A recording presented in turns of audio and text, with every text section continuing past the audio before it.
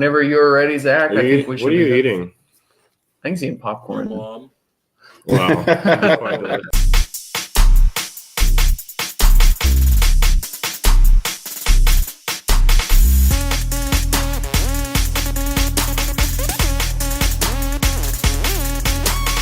What the fuck is up, people? It is Brett and Circuses. How is everybody doing today? Pretty good. We're here with my buddy Tony Connor here. Tony here is the president of the Omaha Police Association here in Omaha, where we guys film. So I'm going to just turn it over to Tony. He'll introduce himself a little bit. Well, hello, everyone. My name is Tony, like he just said. Obviously, you guys heard that already, but I met Nick at a bar watching the Eagles game, and he's an Eagles fan like me. That's so right. He's a smart guy, so we became friends. Yeah, I thought about wearing my Eagles hat here today, but I was like, oh man, we're gonna overpower Caleb over here. I thought about wearing my Patriots hat, but it was in the wash. Or not my Patriots hat, my Patriots stuff, but it was all in the wash. So 41-33, I don't understand. Well, I mean, it's all my Patriots stuff gets washed separately because greatness has to be separate. Oh, Jesus Christ. Yeah. You should wash it in hot to get all the crap out of it. Yeah, it's funny with how last season ended up turning up. Patriots ended up getting another win. Caleb, you ever think how do you think the Patriots, like, since draft's over, we can start doing all the speculating now for next season? How do you think they're gonna do, man? I think they'll be fine. I think they've got enough production to replace Gronk, not with one player, obviously, but with 3 or 4 different guys. So I think they're going to be fine in that aspect. I think people are really, because Gronk wasn't really a factor most of last season, not until the playoffs. No. And there's always the possibility that he comes back halfway through the year. So I'm not really too worried, especially if Josh Gordon can stay sober. Not really a big deal. The only concern I have is the amount of coaches they lost, and just they've got a carousel. They've gone through 2 defensive coordinators in one off season. So I think we're actually keeping pretty much all of our coaching staff, aren't we, Tony? Yeah, but what are you talking about? I mean, we lost our offensive coordinator to the literally Frank Reich. Frank Reich went to the playoffs. That's right. Next year. Playoffs. I mean, that's pretty good. That's true. But also, the Patriots playing the weakest division in football. That's just reality. I mean, Buffalo is terrible. Miami's been terrible for the last 10 years. Bad. Yeah, and then who was the other Jets? team? The Jets are going to suck again because they hired that whack job from Miami. Oh, yeah. I love the AFC East just recycles its coaches. Yeah, they really do, man. The only like a decent coach I think that's in there might be the one that's the Bills head coach, just because he comes from the end. Well, I mean, besides Belichick. Belichick. Belichick is a great coach. There's no question. Yeah, the Patriots have a great, but the Bills got that guy, the one guy from the Andy Reid tree, which Andy Reid's coaches have all shown to done pretty dang good. Pretty good. So. Yeah. But don't forget that we have we play that division this year. So yeah, we do. They're actually also saying that the Eagles have a weak schedule because we play that division. I mean, that's seriously what they're saying. We're definitely live streaming Patriots Eagles. Oh yeah, we are. We'll probably do it down at the bar, man. Yeah. We got to do it at our bar. Though. Yeah, that's what I'm saying. Exactly. Where anything. That's hostile territory. We got another buddy that goes down there and wears Patriots. Oh yeah, I'll have something amongst friends. Nothing happened. Unless you go in there pretty much like, I don't know, because there's a ton of Cowboys guys that go in there too. That we got buddies that go down. What's there. wrong with those people? Yeah, I know, right? I was at that bar watching you guys when you lost to the Saints in the playoffs, and as soon as he threw that interception, I was like, I'm gonna get out of here before it gets violent. Yeah, that was crazy. I watched that game at home. That was a fun day. That was a fun game to be at the bar for, man. There's a lot of guys that turned out. I bet they did. That first quarter, I was freaking out at home. Yeah, I know. I'm home by myself, just going nuts.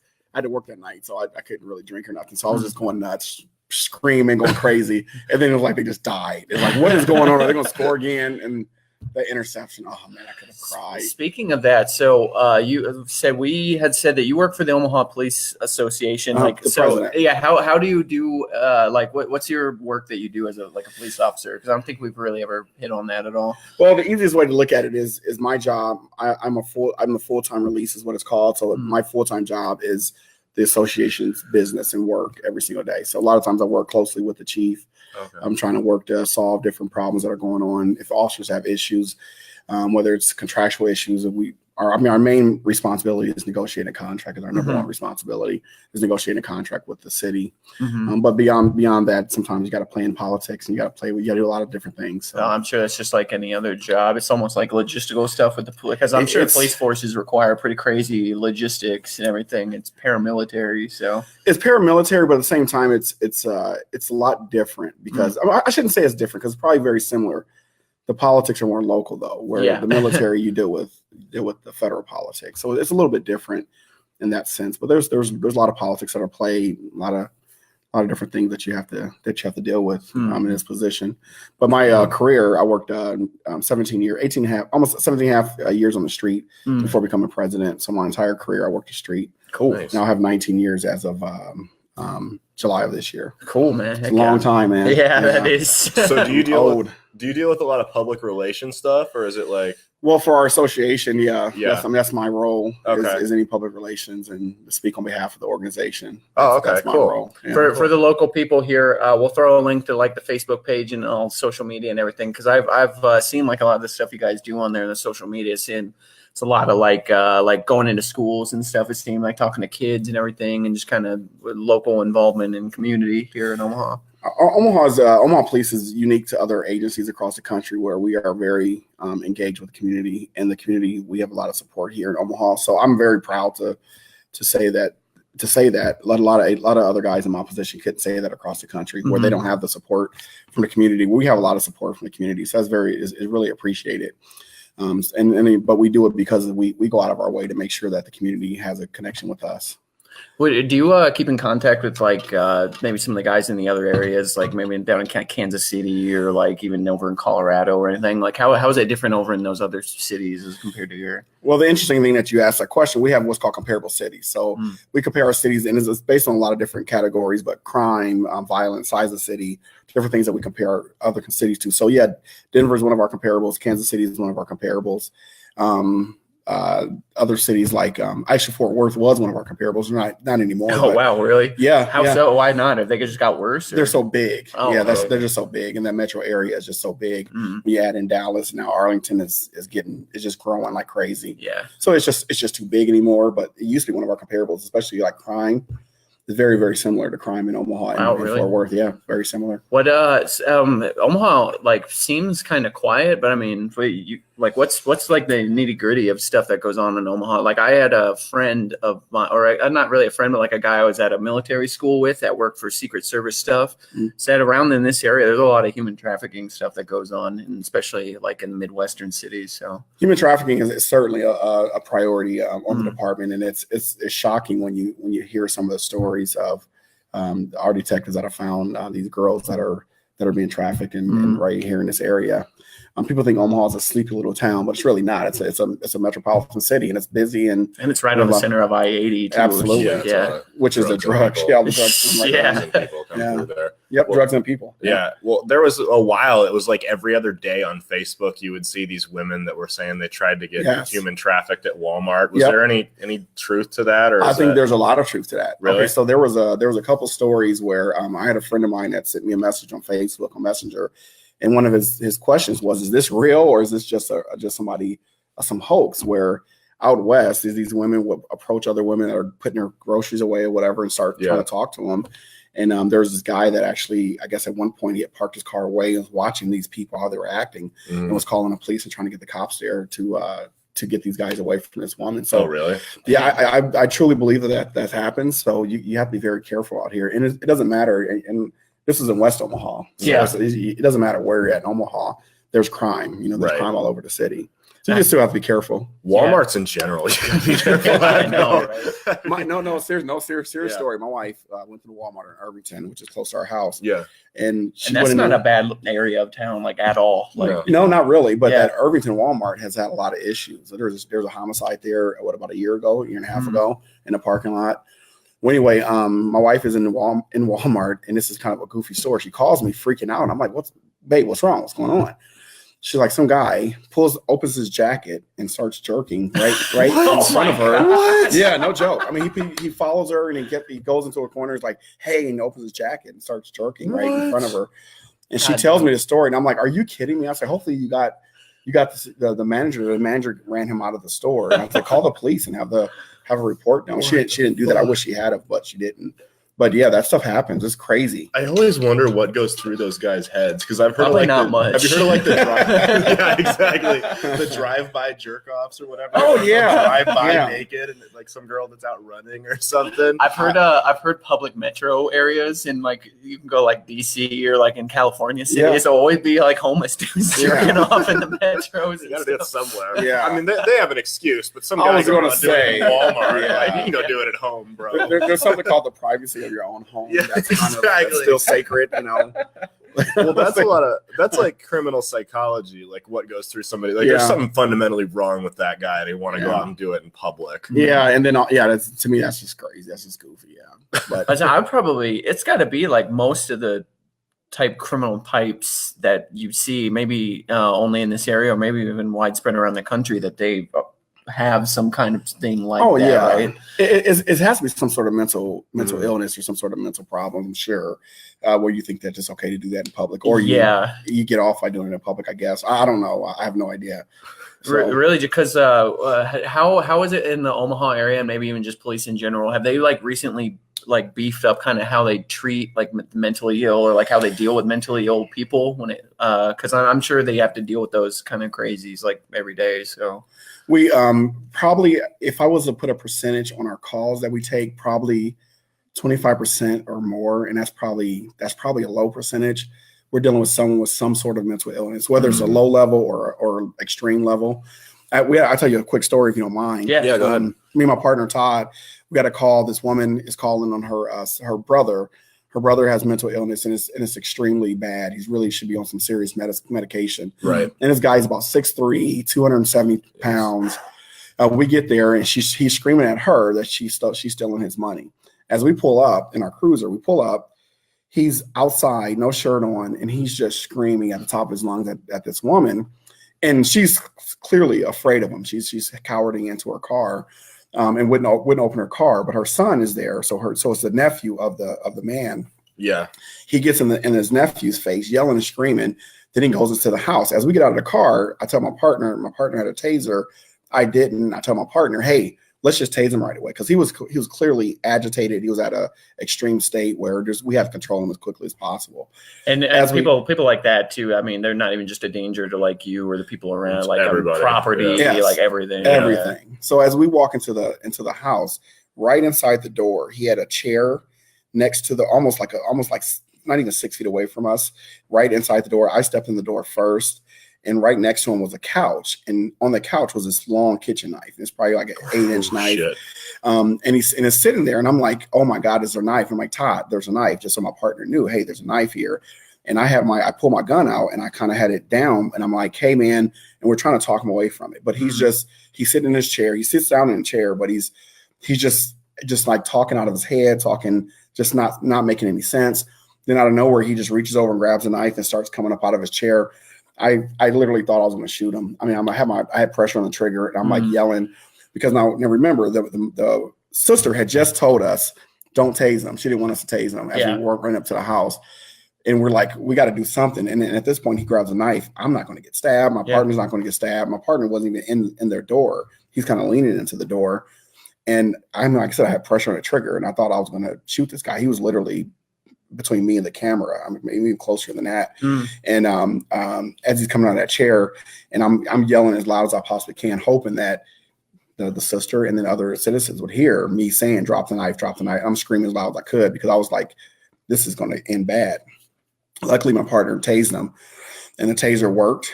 He falls back into the chair, but he doesn't let go of the knife, and it's a 5-second cycle on a taser. Yeah. He had my partner had to pull the taser again. The second 5 seconds, he then dropped the knife. So then we were able to pull him out of the chair, get him in handcuffs, and it was just, I don't know how to describe it, but as a cop, it's so relieved. I mean, people think that we want to kill people. That's just the exact opposite. Yeah. The last thing you want to do. But certainly you're gonna protect yourself or protect other people. A lot of people think that with the military too. It's like we just want to go. They think that with everything. Like, I mean, it's like people that own just normal guy owning a gun for protection doesn't want to have to use it unless he's completely crazy. I mean, there's always going to be that outlier people that do. Like, I wish a motherfucker would. Like, do you really? Yeah, really? People say that to talk tough, but the reality is, if you shoot and kill somebody, it's going to affect you. I don't care. Oh yeah, 100%. You guys remember the Benson robbery at the pawn shop? The pawn shop. Two guys run into the Benson pawn shop, try to rob it, and the pawn shop owner shoot and kill the both suspects. No, that happened. I don't know how many years ago that happened, but that happened in Benson. That pawn shop owner, I mean, he did what he was supposed to do. He protected his business, his life of his patrons inside the store. Yeah, he did exactly what he's supposed to do. But he ended up closing the pawn shop afterwards because he just couldn't deal with it anymore. So it's people think it's easy to kill. It's just that. That's just not even. It's not even close. I am pretty close within the military community here in the Omaha area, and it's very I guess kind of sobering to how much like you see the military people when dealing with the like trauma, dealing with the PTSD and everything, and like the first responders and everything here. And I mean, just in cities in general, I mean, that's quiet. People think Omaha is quiet Omaha. It's not. Yeah. No, not at all. Yeah, exactly. I mean, it's pretty crazy. We don't have the issues that Chicago and Houston, some of these other huge cities have. Yeah. But we have problems. We have gang violence here. We have we do have issues in the city. That's why the police are here to protect people. Mm-hmm. And now, what branch were you in? I forgot. I was in the Army. I was an infantryman when I was in the Army. Oh, okay. So, and then Zach, our producer, was in the Army too. He was a surface-to-air ground missile guy, I want to say. Okay. And then Patriot missile. Yeah, Patriot missile operator. Yep. He's got to come in and clarify that. So that's all right. Yeah. So I but he's also a Cowboys fan too, right? Yeah, he's a Cowboys fan too. That's too bad. He has his own PTSD, right? Yeah. Yeah, from seeing so long without going into the Super Bowl. I still have nightmares about David Tyree. So. We them boys. Yeah. We them boys. Can you edit that out? Piss off your producer. Can you edit that out? Is that possible? But it's pretty just how similar that adrenaline and everything. I mean, adrenaline is all cool and everything, but it really does have like a resounding effect on your brain and everything. And how did police forces and firefighters and paramedics, all of them, do they get like treatment from like through the police or anything like that to be able to treat that kind of stuff? Because I'm sure it's very common. Well, our department has done things that are very, very positive for the officers. For example, we have a peer support unit now. So it used to be when an officer was involved in a critical incident, so an officer involved shooting or in custody death, it was just almost like that officer was isolated and sit on the island by themselves. But the studies have shown that is the worst thing you can do is to isolate that person. You should actually give them a peer. Now, the peer has to understand that they can't talk about what just happened because then they can become a witness. But our peers understand that. They sit and talk to them, and they talk about everything other than the incident. Hey, who's your favorite football team? Who's your favorite basketball player? And talk to them just about life and let me call your wife or your mom, whatever the situation may be. And so that peer support has been huge for Omaha police officers and across law enforcement, having a peer support group. But we also have employee assistance programs, which is free, where officers can go and get mental health counseling if they need it. So there's a lot of good things that our department has done the right way to make sure our officers have their mental health checked. But I don't know if you paid attention to what happened in Chicago. I think over a short period, they had like 3 officers that killed themselves in a very, very short period. Suicides. But they're dealing with a lot of stuff in their politics has been really goofy ever since the shooting with I forget the Laquan McDonald shooting. A lot of their politics have changed. I think they're under consent decree with the federal government.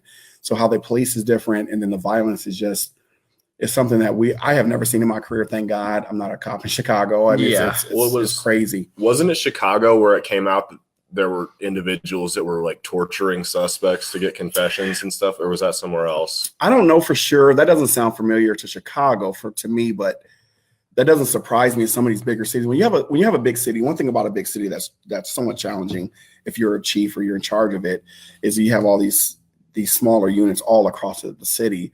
I could see the challenge of trying to keep everyone in check will be a challenge. But we luckily haven't had any major issues in Omaha. But yeah, that wouldn't surprise me in Yeah. a city like Chicago that's that big. Chicago, LA, New York, these places that are really, really large. You see those issues that happen. Well, Chicago deals, I mean, with kind of a unique problem because, I mean, anymore, I think over the last 3-4 years, I mean, more people get killed in Chicago than, like, we call it Chirac when I was in the Army. Yeah. More people get killed there than, like, Iraq and I Afghanistan. feel like DC passed them though. Did they? I don't. Chicago's still number one. As far as the actual numbers, Yeah. I bet Chicago's still up there. If not number one, they're up there. Maybe it was the rate then, not the actual. That raw make numbers. sense, That might yeah. be what it Yeah. was. Well, Chicago's unique because they have a lot of corruption. And, Yes. They do. Mafia and Mhm. stuff like that really affects how their politics are run. There's so many just sleazeball politicians. And I think they've always really kind of been like Yeah, that that's too. true, I mean, yeah. even just back to like the 20s with like the rum runners and gangsters there and everything. It's like, Omaha used to be super corrupt too. In, Really? like the 20s. Yeah. Oh, wow. Mm. There was a guy who won 10 consecutive terms as mayor that was a fugitive fleeing murder charges in Texas. Oh. Wow, are you Yeah. serious? Oh, Yeah, I've read in Omaha history too. Like it was like late 1800s, early 1900s. The city was pretty much ran Yeah, by political boss. by basically like a organized crime mafia. Yep. So Wow. Yep. yeah. that's Yeah, that interesting. was him. Yep. Yeah. And Dahlman, I want to say his name was. But yeah, Omaha used to be super corrupt. Wow. Not to the level Chicago is now, but it Yeah. was up there. I think Baltimore might be even worse than worse than Chicago. Yeah. Baltimore's bad too. Baltimore's a mess. Have you guys ever seen The Wire? Ever watched the series No, on HBO? Oh, you guys got to watch that.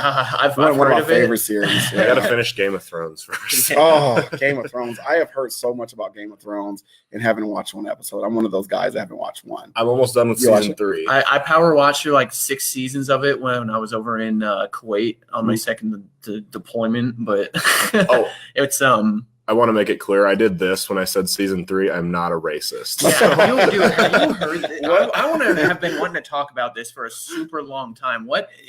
Have you heard this thing? Like, Okay, this? it's okay. So let me tell you guys what that means. Okay, there was Yeah. it actually started as a hoax. It's a big hoax. Yeah. It was a 4chan thing. yeah, 4chan Yeah. literally Yes. spread Because it. it used to mean like okay. It Like, means people are okay. like, all right. This, But or also- there's a game that you play where if Yeah, you can it's get like- somebody The circle to look at game. it. I remember playing that in like 2013, 2014. Yeah. Like, hey, look down here. We What? played it in the Malcolm in the Army Middle. all the time. Yeah, is that where it It started? started with Malcolm in the Middle. From what I understand, Malcolm in the Middle is the start of the circle game where you look and you punch a guy in the arm. Yeah. You look at it. Okay. But the whole hoax thing started because God, it was during the time. I want to say I could be wrong on this, but it was during the time of Trump.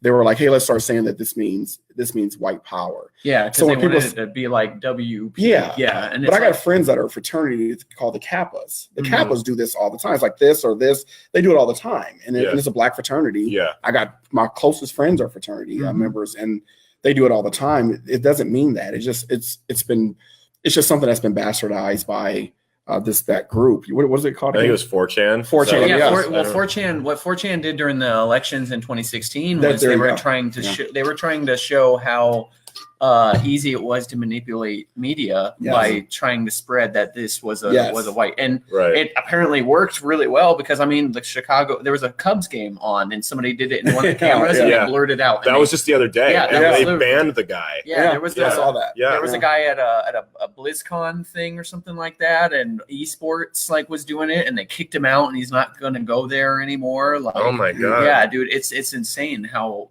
much people have taken this and ran. It's like nobody's applied just reasoning. That's It's like, dude, are you Yeah. crazy?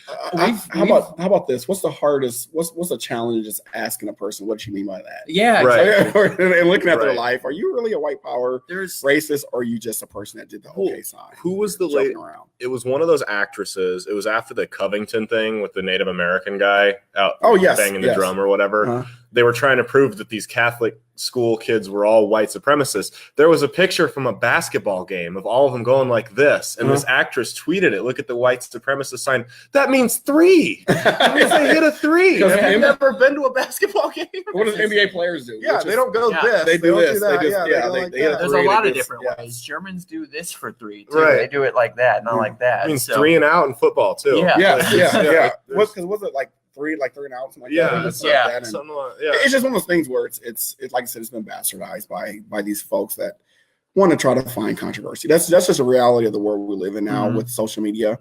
People will find a way to bastardize a non-issue and try to make it look bad and turn it into this person has to be racist or whatever else. I guess someone's gonna say my gray shirt is racist. Yeah, right.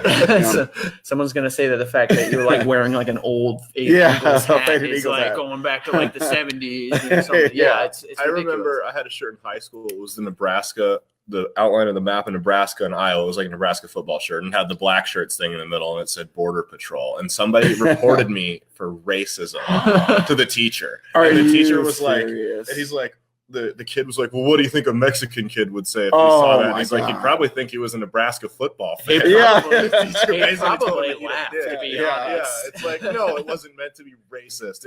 Fuck Iowa. That's but it's a border of Iowa and Nebraska. Yeah, so it's not even Mexican the Mexican border. So why would they even? Why would they jump to that conclusion? Right. It was a Nebraska football shirt. It was like $10 at Walmart. Like, what do you? But that's no different than I saw one that said build a wall and it talked between Iowa and Nebraska. Yeah. I actually have one. I think it says build a wall, and I have another one that says like Iowa's corn suck and stuff like that. You know, but it's the joke between Iowa and Nebraska. Yeah, it's back and forth. Iowa and Nebraska have like a really big rivalry between the two states, and it's been like that for like as long as I can remember. Whenever I go to Council Bluffs, I refer to it as the sunken place. Yeah. So, I mean, or Council Tucky. Yeah. And I went to Kentucky, and I looked around. I was like, God damn, I can really see why they call Council Bluffs Council Tucky. Well, I was over there for River Riot yesterday, and then I got back to town. As soon as I got back in town, I'm like, thank God I'm back on the civilized side of the river. Dude, how close do you guys work with Council Bluffs police officers? Because I know they're Iowa, but like I have a couple friends who are Council Bluffs officers, and just listening to some of the shit they tell me about like crazy redheads and stuff over there. Well, yeah, it's different in Council Bluffs, but certainly if we have like an agreement if things go over the state. Now they have to arrest if something starts in Nebraska and ends in Iowa, they have to arrest in Iowa. Yeah. But we work with them closely. Carter Lake is another one we work closely with. Yeah. Because it kind of cuts into Nebraska. It's kind of weird how it cuts into Nebraska. Yeah. We work with them at times. And I personally have a few times. Census wise, they will consider Council Bluffs actually as part of the Omaha metro area. Mm-hmm. Yeah. So and Council Bluffs is pretty decent size. It's got like 200,000. It's like 150. I thought it was like 150. Yeah. It's like a little bit bigger than I want to say Bellevue. Okay. Or something. Yeah. Mm-hmm. But let's see. Can I ask a question real quick? Yeah. No. Please. So I was digging through while you guys were talking about like violent crimes and stuff and the other cities that you compare Omaha to. I found that the murder rate for Kansas City is 31.2 for every 100K, and the murder rate for Omaha is 6.7. So why do you think that they are more than 4 times higher than we are? Well, one thing that I can say about Omaha is our chief beefed up our gang unit. Our gang unit does more long-term investigations where they're getting after gang members that are violent and put them in jail. I mean, it's kind of a old saying that put a bad guy in jail, you lower the crime rate, and that's kind of the reality of policing still. So we do a lot of long-term investigations. In Omaha, Omaha's been pretty good. I think other cities, hopefully, at some point, will start patterning themselves after what we've done in Omaha to lower those crime rates. But like I said, our gang unit is actually bigger in Omaha than it is as far as size and numbers than the Kansas City gang unit is. Really? I can actually say because Omaha the past 10 years is honestly like got a lot cleaner up and safer than it was when I left like for the Army. Have you ever made a wrong turn and end up in the bad part of Kansas City? It is not fun. It's even not at 3 o'clock on a Saturday afternoon. I mean, even if you're driving around in like the bad parts of Omaha, it's not really that crazy anymore. Like but there's been a concerted effort for the police and the community to work together in Omaha that other places don't have. And like I say, once again, if other cities would pattern themselves after Omaha, I think you will start seeing crime rates in all those cities go down. One of the things is the community groups in Omaha, they don't exclude the police, where these other groups sometimes you will see where it's just about them and the police aren't part of the solution. Well, the reality is that's just the bottom line is the police have to be part of the solution. We're part of the community too. I'm from North Omaha. I was born in North Omaha. So I'm part of the solution too. And we should be part of the solution. Omaha has figured that out. The community groups here, we're invited to their community groups. They listen to us talk about the crime that's going on in their neighborhoods. Because the reality is, so think about right now in your neighborhood you're in right now. If you see the cops at a house down the street, you have no idea why they're there. The cops know exactly why they're there. They know exactly what they're there for. You're just kind of speculating and maybe trying to figure out what's going on. But the cops are actually in those homes. You just see the cops down the street, or you just know that there's a problem house down the street. But the cops are actually in the homes dealing with the problem. So to exclude the cops from the community is in my opinion, it's been a terrible idea across the entire country. Mm-hmm. And you see those problems. Omaha has figured that out. And include the cops, make sure the cops are part of the solution, and that they understand that there has to be those that working together and collaborating. And I think that's the reason our crime rates went down. Last year, you heard our chief talk about the lowest homicide rate in years. I don't doubt it. Yeah, we had 21 homicides in 2018. Yeah, 2018 was really good. Yeah. 21 for a city that's like almost a million people, or a Metro million areas, plus. yeah. That's now, really good. That's really good. Now, 2015, there were 50 homicides, so we had a spike of 50. But the chief continues to stay focused on the plan and stay connected with the community, continue to beef with the gang unit, long-term investigations, and you put those bad guys in jail, and guess what? Crime rate goes down. You start seeing less shootings, less violence. Yeah. So would you say they're more going after the bigger fish per se than, some kid smoking pot in his apartment? Jesus, that is one of the most craziest theories out there that I just think is the most crazy. I shouldn't admit this on camera, but I've probably thrown away more marijuana in my career than I've ever arrested anyone. I've heard that like in these larger cities where they've thought the solution was to throw body cams on the cops. You started to see arrests actually go up because they were on camera and they couldn't prove that they didn't have marijuana on them or anything. I didn't even think of that. Yeah. One of the things, the funny thing about body cameras, that's kind of an interesting topic. So let me tell you guys about body cameras. When body camera first came out in so after the Ferguson incident was kind of that boiling point in the country. It was just not just in Ferguson. It affected the entire country in policing. So when Ferguson happened, the funny thing was a lot of police unions, police associations were against body cameras, and it wasn't because we felt we had anything to hide. It was just you're looking at a citizen that and no disrespect to citizens, but they've never done our job before, so they don't understand what they're seeing on camera, so they're jumping to the wrong conclusion when they see something on camera, use of force, whatever it may be. So when that event happened, a lot of police association police officers were against body cameras. Groups like the ACLU, the groups that have always opposed the police in our actions and everything else, those groups were the ones like, we have to put cameras with these dirty cops, got to put cameras on cops. What happened was, now fast forward 5 years later, it's only a short 5 years later, police associations are like, we love cameras. Put the cameras on our cops. We want to show what we're doing.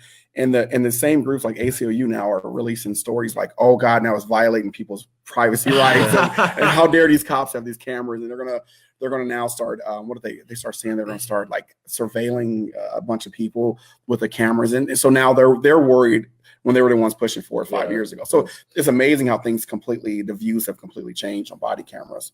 It's pretty interesting. That's a double-edged sword. I didn't even think of that. I mean, it can be used as evidence in shooting incidents, but yet at the same time, you're worried that people are watching you. So now that 16-year-old kid's going to have a criminal record. Yeah, that 16-year-old kid that was in the back seat of a car. They're like, their older brother was driving him home drunk from a party, and now cops got it on camera. There was a drunk kid in the back. So what are you going to do? I mean, cops got his job to do, And that's exactly that was one of our worries. But that's what happened. So now, if you're a police officer, certainly you're gonna enforce the law if you see something minor that you probably would have just let go in the past.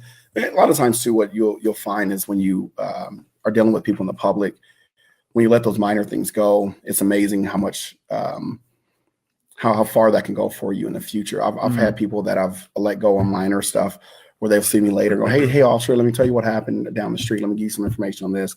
So it always goes a long way. So we were worried about that too, and we see a little bit of that now too. So that's true. Yeah, I couldn't even imagine any even one of those crazy bigger cities that we were talking about. Where what would you say? If you could talk to maybe people from those other bigger cities, how they what would you tell them specifically to do different to kind of mirror what Omaha does specifically? Well, it starts with the community, honestly, and because the police, they have a job to do. We're sworn to do a job. We're sworn to enforce the law. That's our job, and we know our job. We know our job good, but it starts with the community groups to stop excluding the police from the solution. That's what I would suggest. The first thing I would suggest is invite the police to your community groups. Let them hear what they have to say, and then invite them to the table.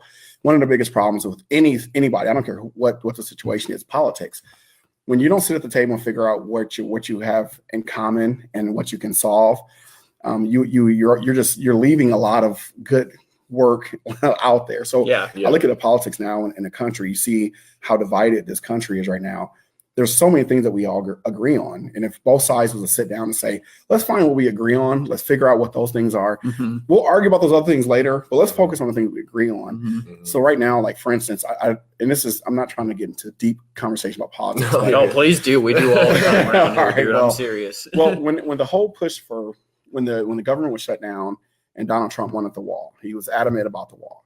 I felt the Democrats lost, and I had an opportunity to, what he wants. He wants this wall. It's going to cost, was it $5 billion is what he wanted at some point. Which really means $25 billion, but yeah. But in reality, though, it's in the whole scheme of things, it's really not a lot of money compared to other stuff that they spent money on.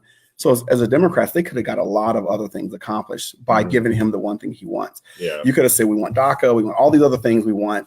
Let's push for all these things. Give him his wall, so he's happy about his wall. He can brag about his wall.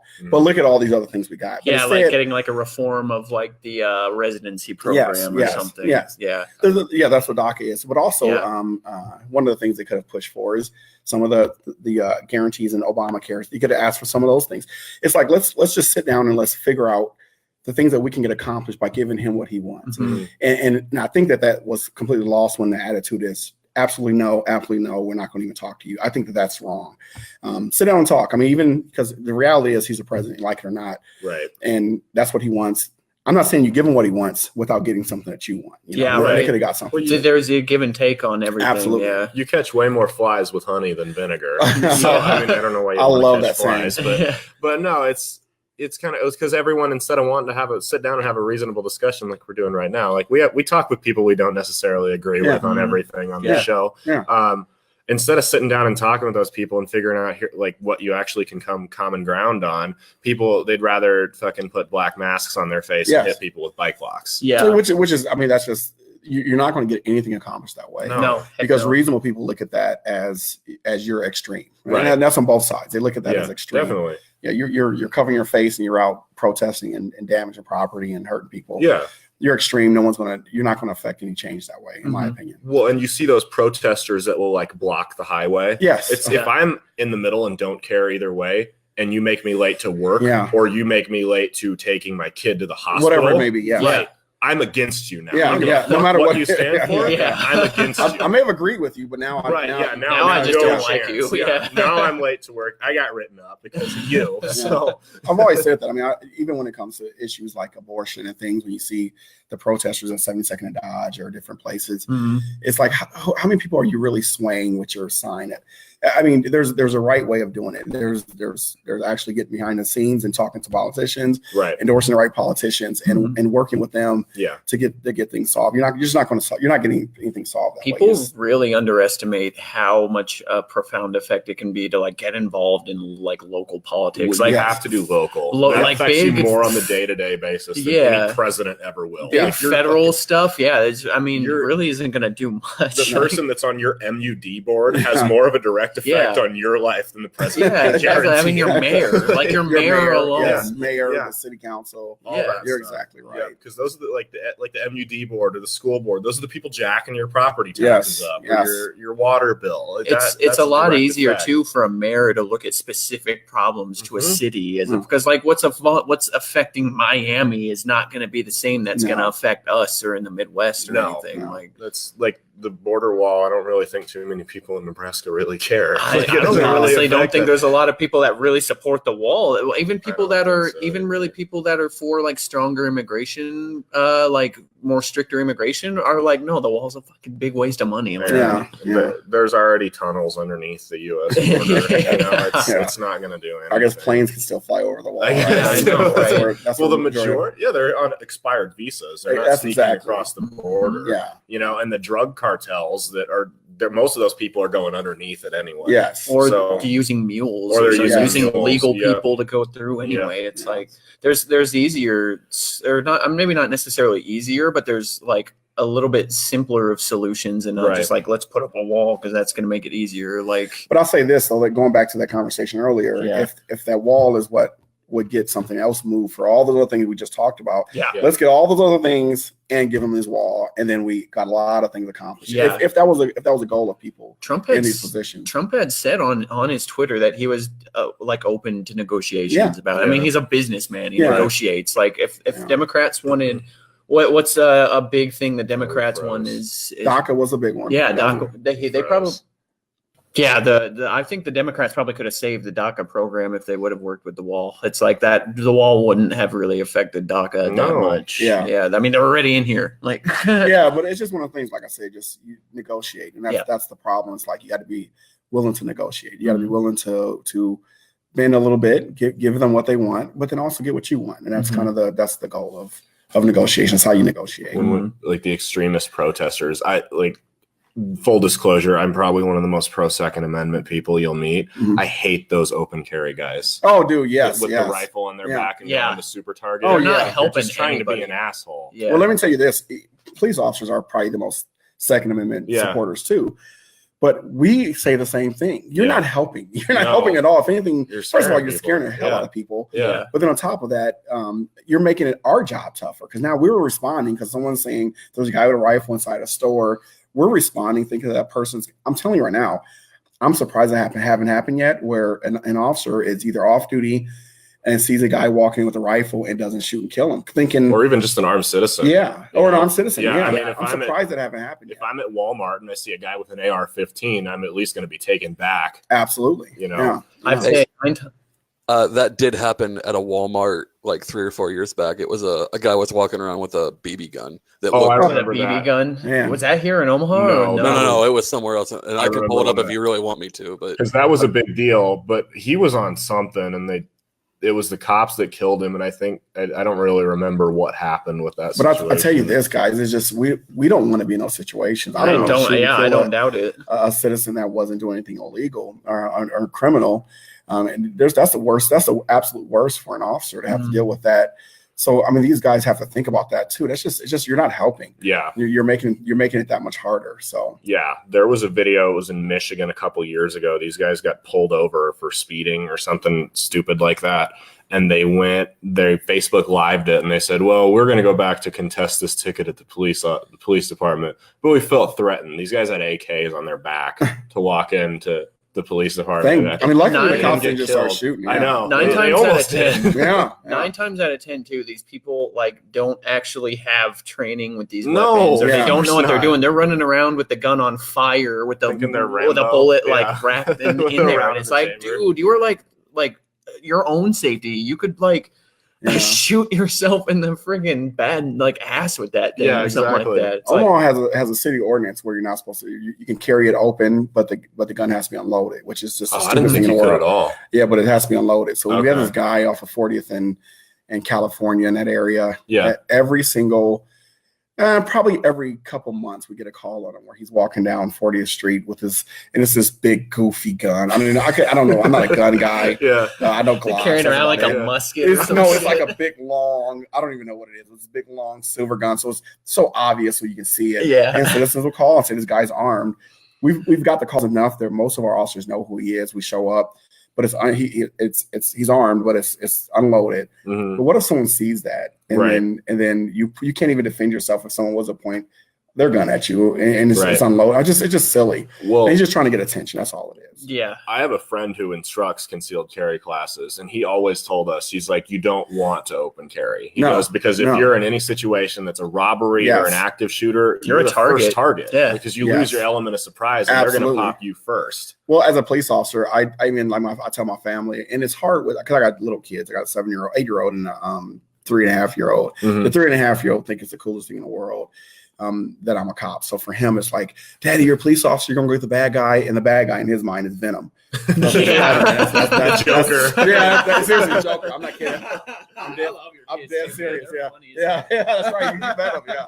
So, but he says, and I'm trying to even now teach the 3.5-year-old that don't say that he's a police officer. There's a robbery or something happening. I need you guys to get out of here. Yeah. And make sure you're safe before I even take any action, because that's my first responsibility if I'm off duty is my family, to make sure they're safe. So that's your friend's exactly right. There's no way I'm gonna carry open concealed, and I don't want anyone to know I'm a cop when I'm off duty.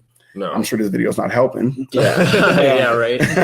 But no, when I'm off, I'm off. I mean, I don't want and you get involved when it's necessary to get involved. You know? Right. Well, that's like, bro, I'm 6'1" and covered in tats. I'm already a target. Right? Like people are. If somebody's gonna go shoot up a Walmart, I'm probably gonna be one of the first people they're gonna take out anyway. So there's goes something along with titles too, because say you're off duty, you stop a robbery or something like that. What's the first thing it's going to say? It's not going to say Aunt Tony Connor stops robbery. It's going to be off duty police officer does something, and like maybe some dumb stuff happens and like somebody gets wounded or something. Somebody gets like shot in the foot over, and it's like off duty cop tries to stop robbery. Man gets shot, or a man gets shot over it or something like that. Or like even if like someone like me or Zach did it, it wouldn't say our names. It would just say like veteran, local veteran stops or something like that. And if something bad were to happen, that's what people are going to focus on. It's not the positive. They're going to focus on the negative. Right.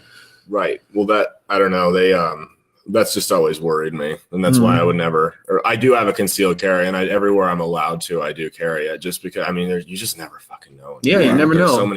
There's so many crazy people going around and just mowing people down. And there's a robbery at Walgreens. There was a Walgreens used to be at 62nd and Northwest Radio. It's like a Salvation Army now. Yeah. And they moved across the street now. But when that was a Walgreens years ago, there was a carry concealed guy that we knew him because he worked security at a bunch of places. Yeah. So a lot of the cops knew him. He was like a target shooter. I actually knew that guy. Oh, did you? Yeah. Super nice guy. Always a nice guy, but he was standing in line and in Walgreens, guys come in and rob it, and the guy had a shotgun, and he shoots and kills the first guy and shot at the second guy, ran and chased him out, grabbed him, pulled him back in, and detained him for the cops. They did not charge him, even though that Walgreens had a sign says you can't carry in that store. Yeah. They did not charge him because it was completely justified. But come to find out, I believe the shotgun was unloaded. Oh. And well, you have no way of knowing. But he has no way of knowing. And I think one of his bullets actually went down the barrel, because they talk about because you're in extreme fear, you're shooting at the threat more than the person. So you're shooting at the gun. That happens a lot of times when cops will shoot people's hands. That's a lot of times, a lot of military casualties or fingers getting shot off from holding the weapon. Oh, really? Yes, absolutely. Yeah.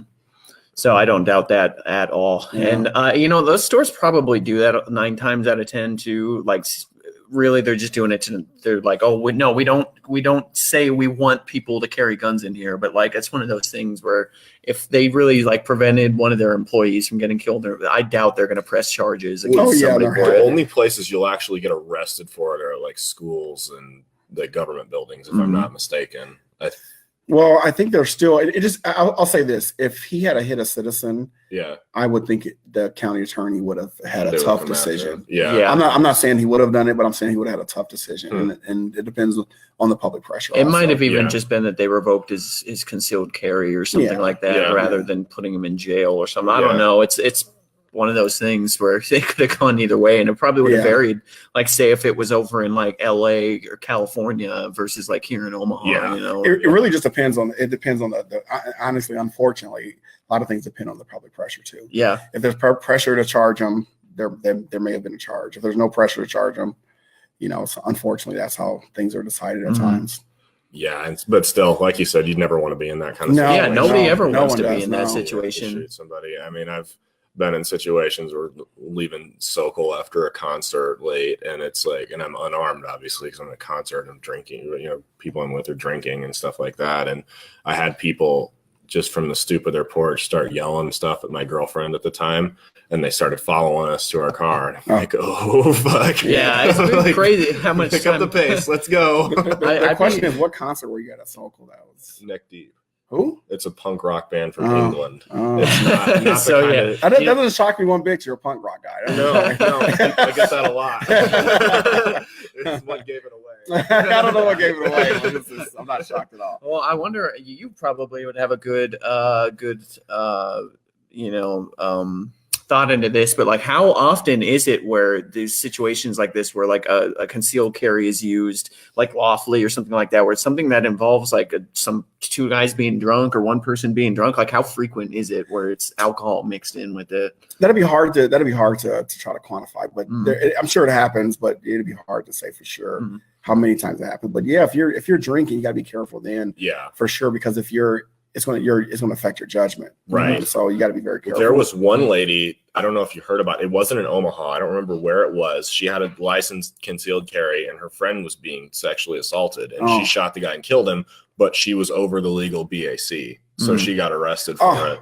Yeah. Did she get charges pressed against her? Because those are just recent. This is fresh. Hopefully, see now in that situation, I don't think you should charge that woman at all. No matter how drunk she was, if she stopped the sexual assault, right? Congratulations. I mean, good for her. Right. You know? Obviously, she was sober enough to hit the target. Yeah, so. that's all that matters. Yeah, at that point.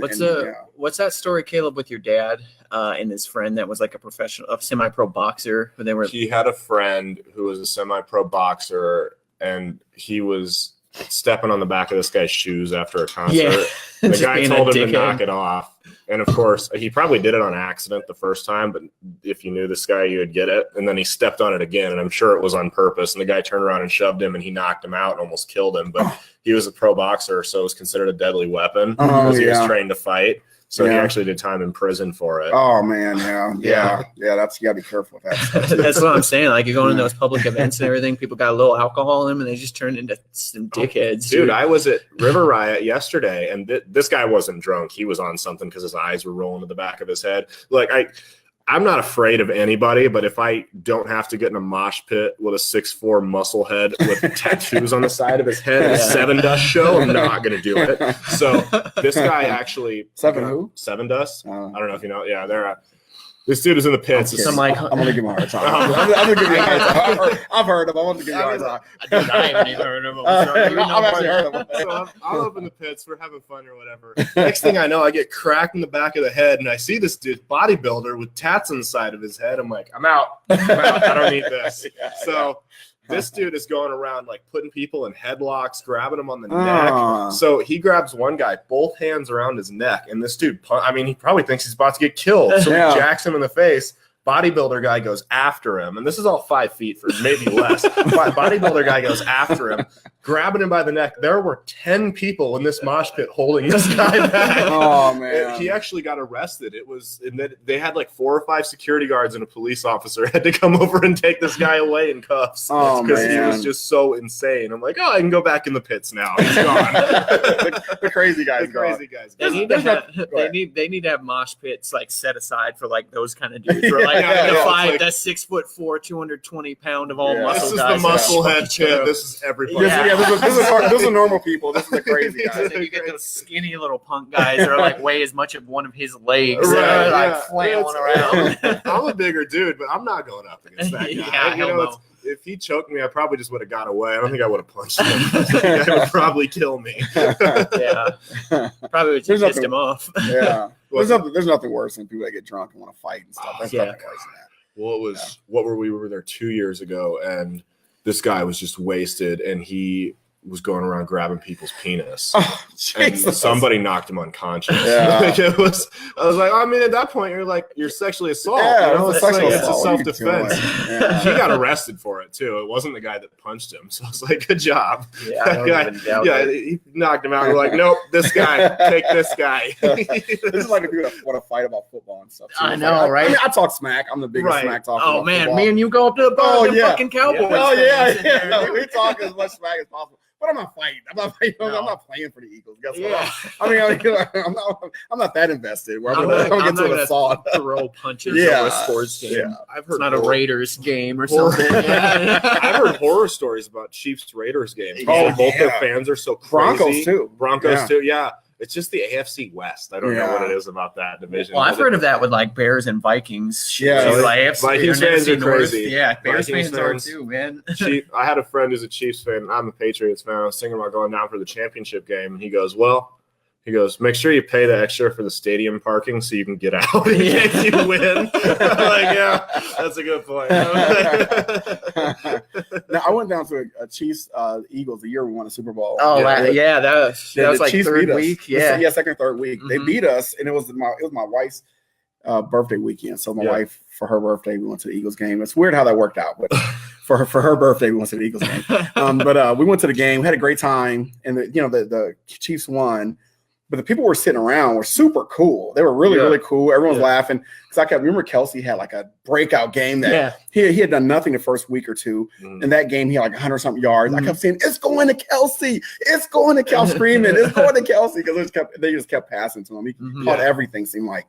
Well, everyone in the area we were in were really, really cool and friendly. But there was this goofball as we got into the foyer area that was running up to people, like yelling at him. I was like, hey, let's go. I told my wife, hey, let's get out of here. We're not, it's like, dude, calm down, man. Congratulations on winning, but we're not fighting with Did you play? Were you playing? Yeah, people just go fucking nuts at those games. Like, well, they got a little alcohol in them. They get Oh, a little rowdy, dude. Have you been to the link yet? To what? No. No. Oh, I've been there, but not for a game. Dude. So, and I'm going this year. I'm gonna try. I got a buddy that lives up in North Philly, and we're gonna go stay over there, save money on that, and we're gonna try and go to one of those games. Which one are you gonna go to? I don't know. We haven't figured it out. Honestly, if I can go to the home opener, I'm gonna go to the home opener. Okay. When is that? That's September. Yeah. Still a couple knowns from now. So It's a Redskins. Okay, so I got a buddies that are Bears fans. And we played the Bears this year, and I'm trying to convince them to go. I'm like, guys, we got to go to the game. We'll go, and it's like 3 guys. I'm like, I'll protect you guys. It's really, we went to the game with Carolina, and it wasn't a rivalry game, but still, it was. It was last year. It was for my birthday, for my 40th birthday. We went up to the Eagles, Carolina. Yeah, we lost that game. We did. We lost that game in like the very end. Yeah, it was crazy. So once they were coming towards us, that last drive. So I'm like going crazy, hoping that they had scored, but they end up fourth and whatever, and didn't score or didn't make the first down. But anyway, it was so much fun. I mean, it was just the best thing ever. You got to go to the. You got to go. I want to. Dude, we spent so much money in the pro shop. Oh, I bet. Oh, man, it's so expensive too. But we spent a lot of money. You gotta wait. I'll tell you, the Cyber Monday deals and Black Friday on the pro shop, you get like stuff like 50% off. Of course, I bought a Josh Gordon jersey, and now he's gone. I think he'll be there next year. I think he will too. Yeah. I think it's looking like. What happened with him? What is he? Was it marijuana again? I think it was pills, wasn't it? Marijuana is what keeps failing him as drug tests, but it's the alcohol and pills are what they think is going to kill him if he doesn't straighten himself out. Because I mean, alcohol. I mean, there's not really a way to test for that. A couple hours and it's gone. But I mean, weed's in your system 30 days, obviously, and that's what keeps failing his tests for him. He relapsed during the bye week, and he like led the security team on a wild goose chase, is what they said. So he. Let me say this, and I'm on the record saying this.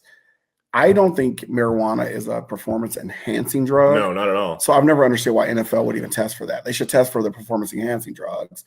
They're saying that the XFL isn't even going to worry about it. Yeah, they shouldn't. I mean, for marijuana, what is not going to – it's not make. If anything, it dampers your performance. Yeah, exactly. Just like alcohol. Yeah. Because there was a kicker for, I think it was Detroit or Denver, like years ago, got suspended for being drunk during a preseason game for performance enhancing. Like, whose performance gets enhanced for anything by alcohol? Yeah. Like maybe like a karaoke performance a little bit after a couple of shots. But there ain't no football position. I imagine a drunk ass center out there. You imagine like a drunk ass center, long snapper out there. He's gonna be like. Well, what about a kicker? You're going to see 2 goalposts. What's his name? That old Raiders kicker was doing that pretty fine most of the games. Janikowski. Was he drunk? Yeah, he was always drunk. Was he really? That's what everyone always said. He's drunk. He was a great kicker, though. I think it was Washington or USC. It was Sarkisian. I don't remember where he was, but he was drunk on the sidelines as the head coach during the games. Depending on how bad your team is doing, I can understand that. Yeah, and I'm going to drink. Might go hand in hand if you're drunk during the game and your team sucks. So they got in one of the coolers. They got a spiked with like whiskey or something. Give me my special Gatorade. Yeah, special Gatorade. It's like the All right, I think that's all about time we have for today. All right, hey, thanks for inviting me. Yeah, I really appreciate coming out. Yeah, thanks. Well, so we'll throw some of the social media links on there. It said, if you guys ever have any beefs with cops or anything, just go talk to one, man. Come say it to his face. Yeah, but for real. So thanks for watching, guys. Yeah, thanks. All right. Peace out, y'all. Fly Eagles fly. Yeah. Nah, go Pats. Oh, this guy. All right, we're good. We're good. Awesome. Thanks, man. I'm gonna keep this rolling though, just in case you guys say something stupid, so I can have another good intro segment. What did he say? He's we're still recording in case Oh, our last or 2 times ago, we were just like making fun of older people. We were like making fun of baby boomers, and we were like talking about Nam or something like that. We're like, oh, the Vietnamese are really good at doing that, and I was just like, yeah, and they're also really good at beating baby boomers in war. My new thing is to try to have like a 5 to 10 second intro where it's like black and white screen and you guys are saying something obnoxious, and then we roll into the theme song and then into the episode. Are we gonna be doing like an outro song too when we do those, or kind I of? mean, it's gonna be the same song. Yeah. Okay. Cool. All right, cool. All right, but yeah, All right. that's all we'll need from you, man. Awesome, man. Appreciate it. You You gotta should tell come me on your again drama. sometime. Dude, yeah, let me know. Yeah, Oh, sure. yeah. That was easy. What drama was it? I forget. I'll talk to you in a minute. Okay. Give me a sec. All right, thank you very much. Hey, no problem, Nice man. to No meet problem. you. All right, man. Nice to Yeah, I'll meet you. see you we'll see you during around football season. for sure. I'll let man. you know when I'm going up there. Or if you're trying to go to the Chicago game this Yeah. year, man, that'd probably be an easier game to go. I gotta.